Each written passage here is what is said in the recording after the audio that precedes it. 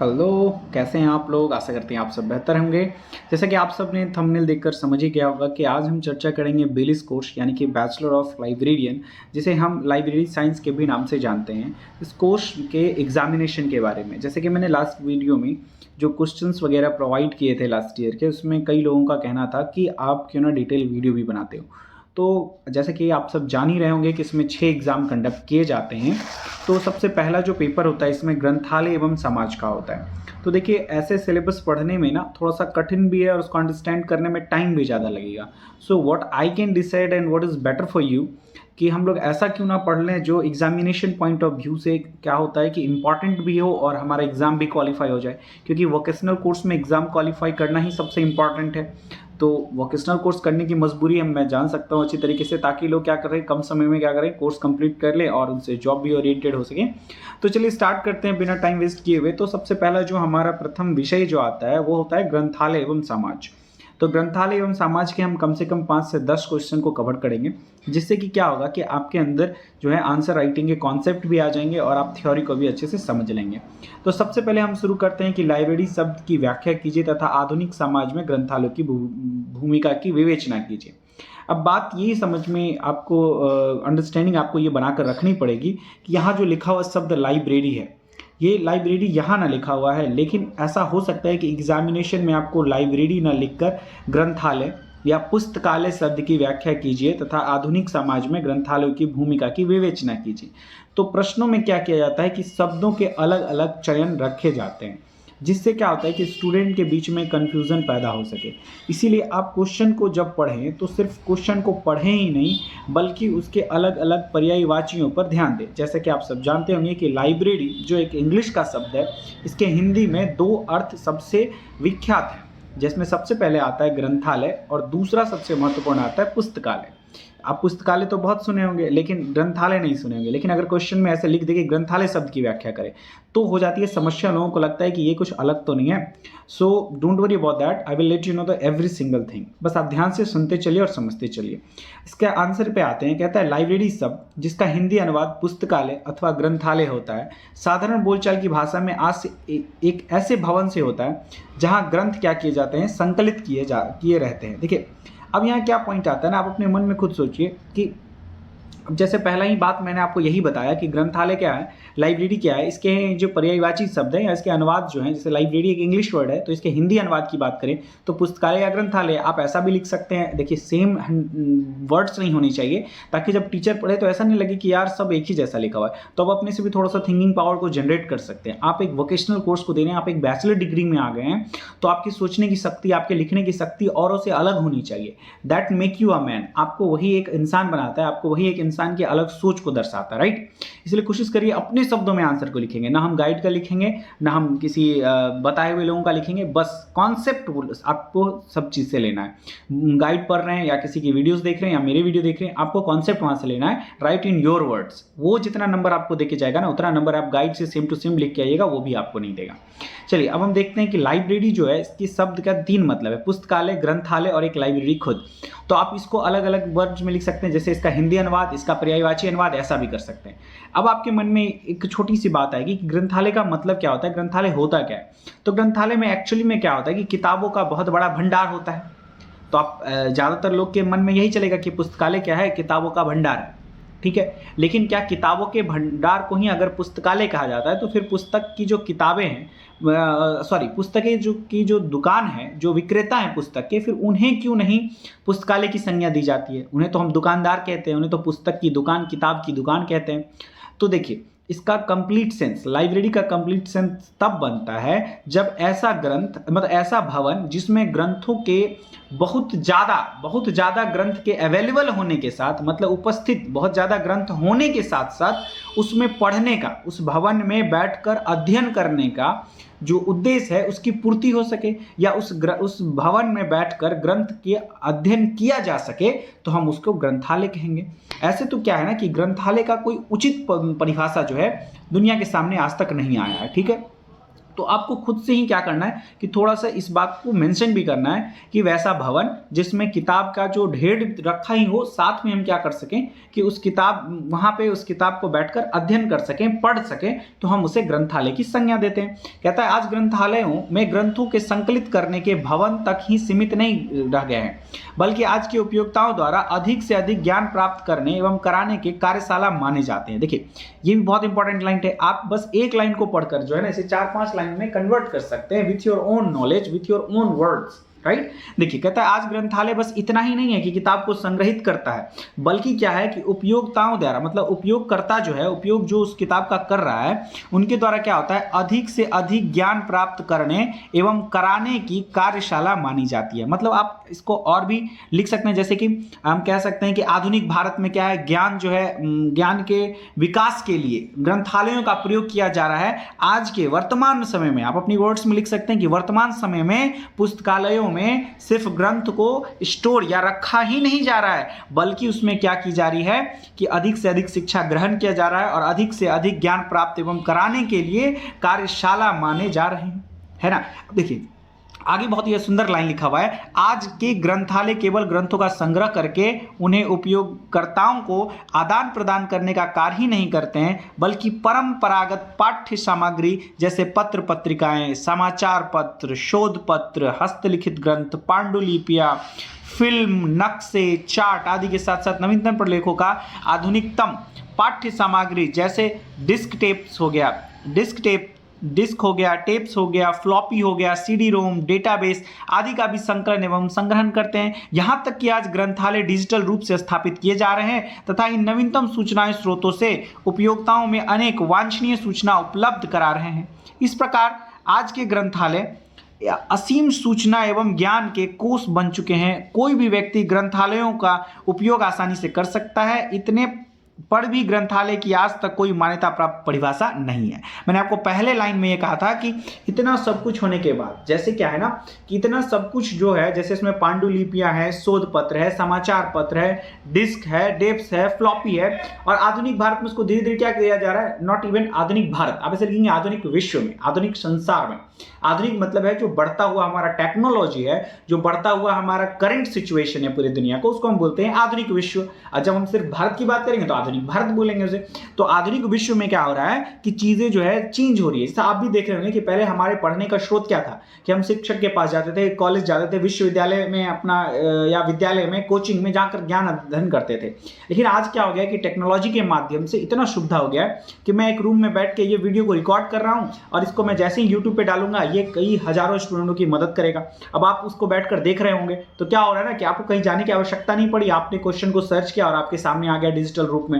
तो इसमें क्या हो रहा है कि लाइब्रेरी में जो है टेक्नोलॉजी का भी इस्तेमाल किया जा रहा है, डिजिटल रूप से भी स्थापित किया जा रहा है लाइब्रेरी। आप यहाँ देखिए लाइन क्लियरली लिखा हुआ है कि डिजिटल रूप से स्थापित किए जा रहे हैं तथा इन नवीनतम सूचनाओं के स्रोत असीम सूचना एवं ज्ञान के कोष बन चुके हैं। कोई भी व्यक्ति इस ग्रंथालय का उपयोग आसानी से कर सकता है। इतने पर भी ग्रंथालय आज तक कोई मान्यता प्राप्त परिभाषा नहीं है। मतलब हम इतना सब कुछ जान रहे ग्रंथालय के बारे में, फिर भी हम अगर ऐसा बोलते हैं कि हाँ एक परिभाषा ऐसा दे दो जो मान्यता प्राप्त हो। मान्यता प्राप्त का मतलब ऐसे ये होता है कि जब हम किसी से पूछेंगे कि ग्रंथालय क्या है, जैसे मैंने पूछा कि ग्रंथालय क्या है, तो आपका आंसर जो है अलग अलग हो सकता है। You can not say that कि ये आंसर गलत नहीं है। आप ऐसा नहीं बोल सकते हैं कि लाइब्रेरी का ये आंसर गलत है या ये गलत नहीं, आप ऐसा नहीं बोल सकते हैं। You can not and you are not able to say that. पूछोगे क्यों? क्योंकि उसको किसी ने आज तक मान्यता दिया ही नहीं है अभी तक।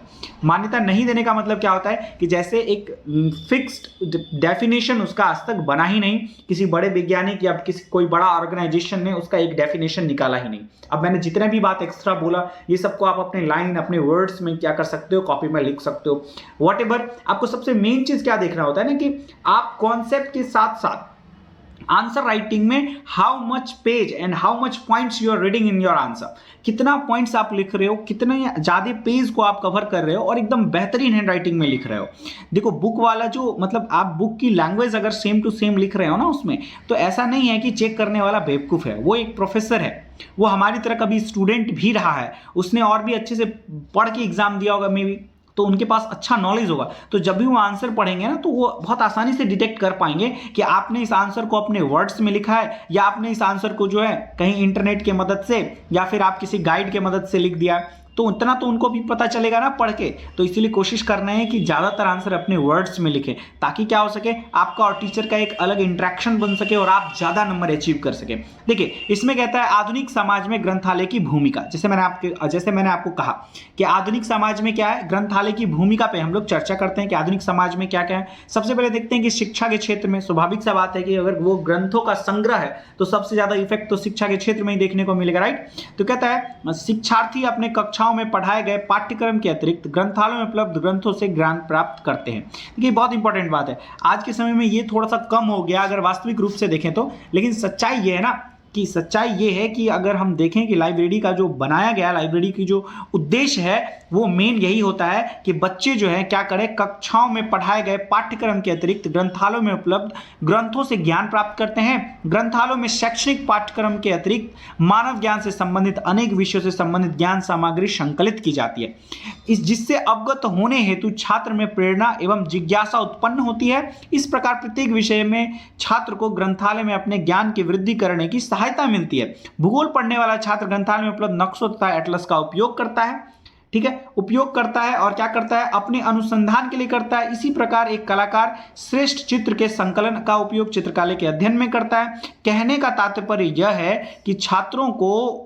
उनके पाठ्यक्रम से संबंधित ग्रंथों के अतिरिक्त गहन अध्ययन, नवीन विषय का अन्वेषण तथा किसी विस्तृत अध्ययन के लिए उपयुक्त एवं प्रचुर मात्रा में ज्ञान सामग्री का उपयोग करने की सुविधा केवल ग्रंथालयों से ही प्राप्त होता है। जैसे कि देखिए आप इसको अपने वर्ड्स में कैसे लिख सकते हैं, तो आप अपने वर्ड्स में इसको लिख सकते हैं कि जब कोई छात्र किसी एक नए विषय के बारे में कक्षा में अध्ययन करता है तो उसकी रुचि उस नए विषय के कई उदाहरणों को जानने के लिए प्रेरित होता है, और तब विद्यार्थियों या पाठकों द्वारा अध्ययन का क्लास खत्म करने के तत्पश्चात वह ग्रंथालयों में उससे संबंधित पुस्तकों में अन्य उदाहरणों को पढ़कर अपने आप को संतुष्ट महसूस करता है ना। ये आप अपने वर्ड्स में लिख सकते हैं। आप अपने पे लेके देखिए कि आप जैसे कि आपके टीचर ने आपको सबसे पहले बताया बोरोरा, जो ये बोरलोसिस के बारे में बताया, ऑरोरा बोरलोसिस। अब आपके मन में उठा कि भैया ये ऑरोरा बोरलोसिस क्या होता है, अब तो आपको देखने का तीव्र इच्छा होने लगा होगा कि क्या होता है। जैसे टीचर ने आपको बताया कि ऑरोरा बोरलोसिस में क्या होता है कि आसमान से छोटे छोटे तारे टूट के गिर रहे होते हैं,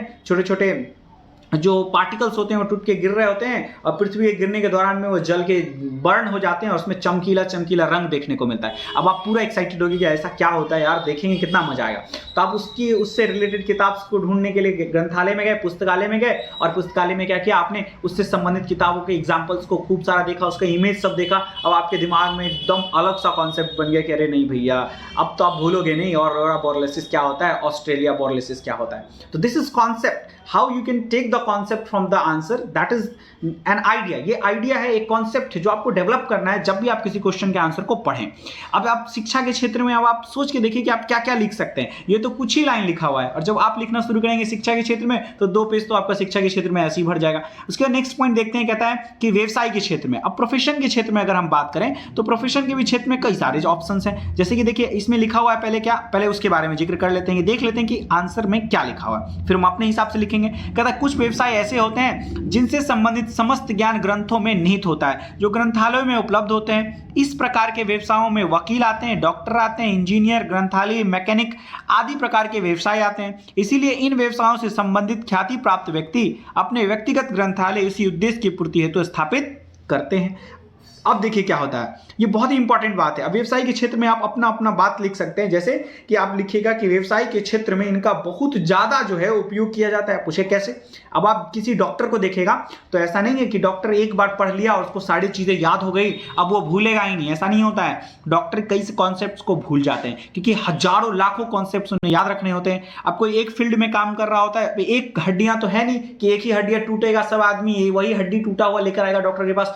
इतने हजारों जो हमारे संख्या में 200-300 जो हड्डियां हैं हमारे शरीर में, वो अलग अलग जगह से टूट सकती हैं, हजारों जगह से टूट सकती हैं। तो उनको कैसे बिल्डअप किया जाए, क्या किया जाए, उनका स्टडी उनको क्या करना पड़ता है, निरंतर करते रहना पड़ता होता है। और कभी डॉक्टर के पास ऐसा चीज आ जाता है या ऐसा प्रॉब्लम्स आ जाता है जो मतलब कई सालों में कभी कभी आता है, तो अब डॉक्टर को भी तो याद नहीं रहता है ना, तो वो क्या करता है, किताबों में देखकर उसे पढ़ लेता है और समझ लेता है। उसी तरह से वकील का होता है, वकील जो है हजारों केसों को स्टडी करता है, तब जाकर वो एक बेहतर वकील बनता जाता है, और उसे जितने ज्यादा केस को पढ़ता है उतना ज्यादा उसके दिमाग में कॉन्सेप्ट और केस को कैसे जीता जाए इसके बारे में उसको पता चलता है। और इसके अलावा आप सब जानते होंगे कि कोर्ट में क्या होता है ना, कि कभी भी कोई भी केस आता है तो उसको फाइल में करके रख दिया जाता है कि अगर अगली बार इससे रिलेटेड कोई केस आएगा ना तो उस पर जज का टाइम बर्बाद नहीं होगा, उस वक्त जो डिसीजन लिया गया होगा वैसा ही डिसीजन इस बार फिर से बिना हियरिंग के, बिना उसकी सुनवाई किए वही नियम जो है, वही जो उस वक्त हुआ होगा वही इस वक्त भी लगा दिया जाएगा। वैसे ही क्या कहता है इंजीनियर, अब इंजीनियरिंग के लिए भी तो पुस्तक तो बदलती नहीं है, 2-4 पुस्तकें बदलेंगी, क्या मेन कोर्स बदल जाएगा? नहीं बदलेगा ना। तो इंजीनियर्स भी तो ऐसा नहीं है कि भूलते नहीं होंगे, या इंजीनियर्स दोबारा नहीं पढ़ सकते, या इंजीनियर्स के पास कोई जैसे कोई पुराना इंजीनियर है, कोई इंजीनियर जो रिटायर हो गया, वो अपनी पुस्तक लिख कर गया तो उसको तो स्कूल में नहीं पढ़ाया गया, कॉलेजेस में नहीं पढ़ाया गया, तो उसको आप ग्रंथालय से कवर कर सकते हैं। तो इस तरह से कई सारी चीजें हैं, मैकेनिकल है, इन सब फील्डों में। अब जैसे आप इसमें लिख सकते हो कि महिलाएं जो है, अब जैसे व्यवसायिक क्षेत्र है तो अभी व्यवसायिक में ही रहते हैं, महिलाएं का बात आएगा तो हम लास्ट में आपको बताएंगे, नहीं आएगा तो हम अपने मन से बताएंगे। देखिए कहता है आगे उद्योग के क्षेत्र में, अब उद्योग के क्षेत्र में क्या कहता है, उद्योग एवं व्यापार में संलग्न बड़ी बड़ी कंपनियां अपने सुसज्जित आधुनिक ग्रंथालयों की व्यवस्था करती है, क्योंकि उन कंपनियों में उनके स्वयं के वैज्ञानिक अनुसंधान कार्य में रत रहते हुए उन ग्रंथालयों में ग्रंथों की सहायता प्राप्त करते हैं। इस प्रकार के ग्रंथालयों में एनटीपीसी आता है, ओएनजीसी आता है, भेल, सेल और कौन आता है, बेल, भारत पेट्रोलियम वगैरह आती है। अब देखिए इसमें क्या बताना चाह रहे हैं ना, ये उद्योग एवं व्यापार में क्या होता है, आप देखेंगे कि बड़ी बड़ी इंडस्ट्रीज जो होती है, बड़े बड़े जो उद्योग होते हैं, उसमें क्या होता है कि उनका अपना एक ग्रंथालय होता है, उनका अपना एक पुस्तकालय होता है, उनका अपना एक लाइब्रेरी होता है, जिसमें उनके कंपनी से रिलेटेड सबसे पहले स्टेबलाइज किसने किया, सबसे पहले स्टेबलाइज के बाद पहला मैनेजर कौन बना, कंपनी कैसे कैसे ग्रो करी, कहाँ पे कंपनी फॉल डाउन हुई, इन सब के बारे में। अब जैसे कि रतन टाटा है, रतन टाटा ने अपनी अगर जीवनी लिखी होगी तो ये पुस्तक टाटा कंपनी में आपको जाते ही हर जगह मिलेगा। बात समझ में आ रही है ना आपको?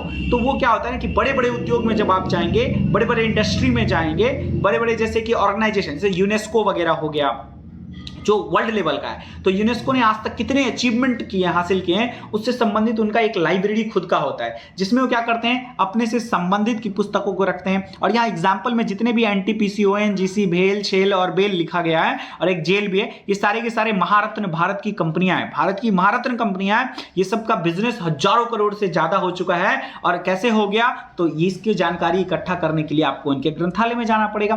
तो आप उद्योग एवं व्यापार में और भी लिख सकते हो कि उद्योग में क्या होता है कि कैसे कोई डूबता हुआ बिजनेस को राइज किया गया, आप इसका नॉलेज जो है वहां से ले सकते हो, है कि नहीं। अब देखिए अनुसंधान के क्षेत्र में, अब रिसर्च के क्षेत्र में भी पुस्तकालय का बहुत अहम भूमिका होता है। आप ऐसे लिख सकते हो अनुसंधान के क्षेत्र में ग्रंथालयों का बहुत ही अहम भूमिका होता है। जैसे देखिए अब आप किसी फील्ड में रिसर्च कर रहे हैं तो क्या होगा ना कि आपको एकदम स्टार्टिंग से स्टार्ट करना पड़ेगा, अगर आपको उसके बारे में कोई नॉलेज नहीं है तो। लेकिन अगर ऐसा हो, सोच के देखिए, अगर ऐसा हो कि आप जिस फील्ड में रिसर्च कर रहे हैं उस फील्ड में आज से 10 साल पहले किसी ने रिसर्च किया, लेकिन वो भी अधूरा रिसर्च में ही उनकी मृत्यु हो गई, या अधूरा रिसर्च में उनका एज एक्सपायर हो गया और वो आगे रिसर्च नहीं कर पाए, तो आपके पास बना बनाया चाय का कप आ गया ना, अब आपको सिर्फ क्या करना है, चाय को छानना है और पी जाना है कि नहीं, क्योंकि आधा रिसर्च तो किसी ने कर दिया। तो आप जो उस रिसर्च को वापस से करने में 10 साल या 15 साल लगाएंगे, आप उससे कम समय में 1 घंटे आधे घंटे में उस किताब को पढ़कर खत्म कर देंगे। तो एक किताब को पढ़ने में आपको हो सकता है 5 दिन लग जाए, 10 दिन लग जाए, 1 महीने लग जाए, 1 साल लग जाए। आपको उस रिसर्च को करने में 10 साल लगता, लेकिन उस रिसर्च को पढ़ने में सिर्फ और सिर्फ 1 साल लगा। तो आप 10 साल को 1 साल में कवर कर लिए, कैसे? Because of the library. बात समझ में आ रही है? आप इस एग्जाम्पल को लिख सकते हैं कि नहीं लिख सकते हैं? आपके मन में क्यूरियोसिटी आ रही है कि हाँ ये बात तो है कि ऐसे ही आंसर लिख सकते हैं। देखिए इसमें क्या बताया जा रहा है, कह रहा है किसी भी अनुसंधान से संबंधित नवीन तथ्यों की जानकारी ग्रंथालयों में उपलब्ध नवीनतम सामयिक, धारावाहिक एवं पत्रिकाओं से प्राप्त होती है, जो ग्रंथालयों में उपलब्ध होता है। इस प्रकार अनुसंधानों में प्रोत्साहित करने में ग्रंथालयों की मुख्य भूमिका होती है, इसलिए सभी प्रकार के अनुसंधान केंद्र में यहाँ ग्रंथालयों की व्यवस्था की जाती है। अब दूसरा चीज क्या होता है कि जो मैंने कॉन्सेप्ट बताया, सॉरी फॉर इनकन्वीनियंस दोस्तों को, भैया मेरे बड़े भैया का फोन आ गया था। चलिए हम अगला कॉन्सेप्ट देखते हैं इसमें सांस्कृतिक क्षेत्र में। अब देखिए हम सांस्कृतिक क्षेत्र में भी अलग अलग कॉन्सेप्ट लिख सकते हैं। प्राचीन ग्रंथों में महान विद्वानों की पांडुलिपियों में तत्कालीन समाज के ऐतिहासिक एवं सांस्कृतिक तथ्य उल्लेखित होते हैं। इस प्रकार इन ग्रंथों में निहित ज्ञान पीढ़ी दर पीढ़ी आगे बढ़ता रहता है। जैसे है ना कि हिस्ट्री के बारे में हम कैसे जान रहे हैं, हिस्ट्री के बारे में ऐसा तो नहीं है कि जिस राइटर ने आज हिस्ट्री को लिखने की कोशिश की है वो उस समय भी हो जिस समय ये घटना घटी है, उन्होंने भी नॉलेज कहाँ से कैच अटैच किया है, तो जो पुराने जो ऐतिहासिक किताबें उनसे ही लिया होगा। जो नेक्स्ट पॉइंट आता है आध्यात्मिक तथा भावनात्मक क्षेत्र में, द स्पिरिचुअल एंड आइडियोलॉजिकल रिलिम्स। मैं आप लोग को बता दूं कि अगर आपको इसका पीडीएफ चाहिए होगा, ठीक है, तो आप मेरे टेलीग्राम पे ऐड हो सकते हैं, टेलीग्राम चैनल को ज्वाइन कर सकते हैं और वहां से आप पीडीएफ ले सकते हैं। ग्रंथालयों में समाज हितार्थ अनेक उद्देश्यों को ध्यान में रखकर ग्रंथ संग्रहित किए जाते हैं, जिनमें समाज में हितार्थ ईश्वर प्रेरणा ग्रंथ संबंधी ग्रंथ भी होते हैं, जिनमें आध्यात्मिक एवं भावनात्मक विचारों को प्रतिपादित करने वाले ग्रंथ तथा उच्च कोटि के अस्थायी महत्व के ग्रंथ आदि आते हैं। इस प्रकार समाज में आध्यात्मिक क्षेत्र में ग्रंथालय अपनी भूमिका निभाती है। इसमें आप आध्यात्मिक के अलावा आप लिख सकते हैं, जैसे महिला वर्गों में अपना एक पॉइंट लिख सकते हैं 6 के बाद 7 नंबर पे, कि महिला वर्गों में सशक्तिकरण के लिए या महिला वर्गों को किस तरह से अपने बच्चे के पालन पोषण करना चाहिए, किस तरह से शिक्षा में बढ़ोतरी करनी चाहिए, इसके बारे में भी पुस्तकों का संग्रह किया जाता है ग्रंथालय में, पुस्तकालय में, जिससे कि वह महिला जिसकी कम उम्र में शादी हो गई या जिसे शादी के वजह से, विवाह के वजह से अपने पढ़ाई को रोकना पड़ गया या अपनी पढ़ाई को पूरा नहीं कर पाई है, वो अपनी पढ़ाई को पूरा ग्रंथालय की मदद से कर सकती है कि नहीं। ये पॉइंट आप लिख सकते हैं। या फिर वैसे व्यक्ति जो पारिवारिक जिम्मेदारी की वजह से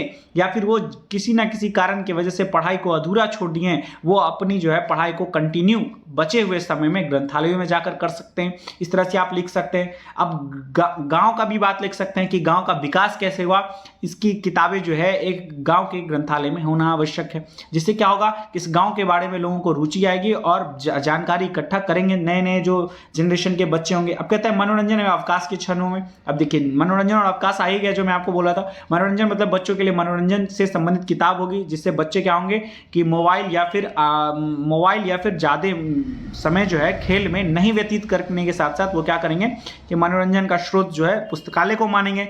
वहीं अवकाश क्षणों में क्या कहता है कि वैसे व्यक्ति जो क्या कर चुके हैं कि अवकाश प्राप्त है, या वो किसी छुट्टी में है या फिर अब जो है उनका टेन्योर जो है, जॉब का टेन्योर खत्म हो गया है, तो वो अपना जीवन यापन में क्या कर सकते हैं, ग्रंथालय का उपयोग कर सकते हैं। तो अब आशा करते हैं कि आप सबको जो है सेशन पसंद आया होगा, और अगर सचमुच आपको सेशन पसंद आया तो लाइक शेयर सब्सक्राइब करें और उन दोस्तों को भी शेयर करें जो क्या करते हैं, कहीं ना कहीं चीट पे डिपेंड होते हैं, जो चीट करके आंसर लिखने की कोशिश करते हैं। अगर पसंद आया तो लाइक शेयर सब्सक्राइब करें। आज के लिए इतना ही। Thank you so much.